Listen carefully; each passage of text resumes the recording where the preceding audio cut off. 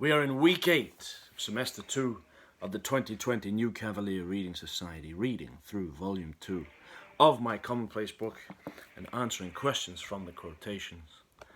The quotations this week from which our questions are taken, the first one is W. Somerset Maugham from his travel book, The Gentleman in the Parlour. The segment of the commonplace books is this. As I wandered about Angkor Wat looking disconsolately at so much that was dull, I wished that I had by my side a philosopher who could explain to me why it is that man can never remain in one stay. Why is it, I wanted to ask him, that having known the best he should content himself so comfortably with the mediocre? Is it that circumstances, or is it genius, the genius of the individual, raise him for a while to heights at which he cannot breathe easily, so that he is content to make his way down again to the homely plain? Is man like water, that can be forced to an artificial altitude, but that reverts as soon as the force is removed to its own level? That is the first question. Why is it that mankind, having known the best, contents itself so easily with the mediocre? Second question comes from John Ruskin a few pages back. The quotation is this: if stonework is well put together, it means that a thoughtful man planned it, and a careful man cut it, and an honest man cemented it.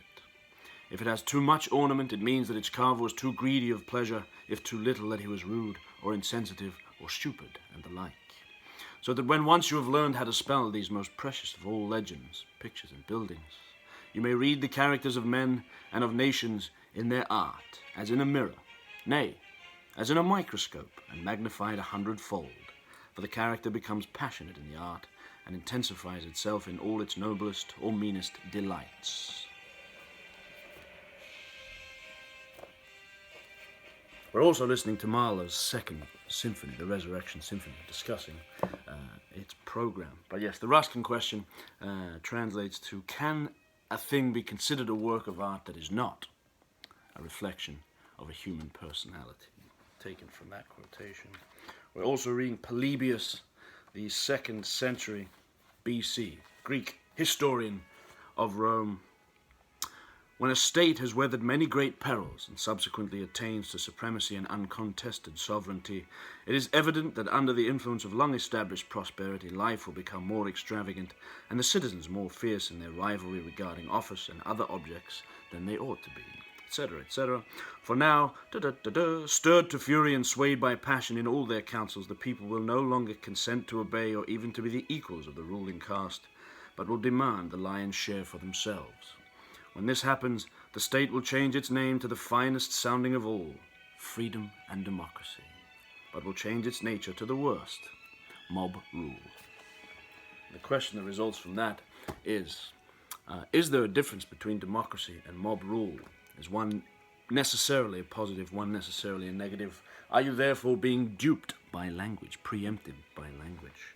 And might mob rule be better described as direct democracy? We're reading Graham Greene. The world is all of a piece, of course. It is engaged everywhere in the same subterranean struggle, lying like a tiny neutral state, with whom no one ever observes his treaties, between the two eternities of pain and, God knows, the opposite of pain, not we. The world is a Belgium, fought over by friend and enemy alike. There is no peace anywhere where there is human life, but there are, I told myself, quiet and active sectors of the line. So our question is the world merely a Belgium? And if just the uninteresting, flat, technically underwater, in-between world, fought over by larger powers and in the process destroyed? Is that all the world is? But that is week 8 of the 2nd semester of the 2020 New Cavalier Reading Society, an entire year of reading nothing but the best that has ever been written, said, or done. 3 semesters of enlightened and enlightening discussion, with a whole society of exuberant cavaliers, and with a novelist as your tutor. Some questions for thought in week 8 of semester 2. Mahler.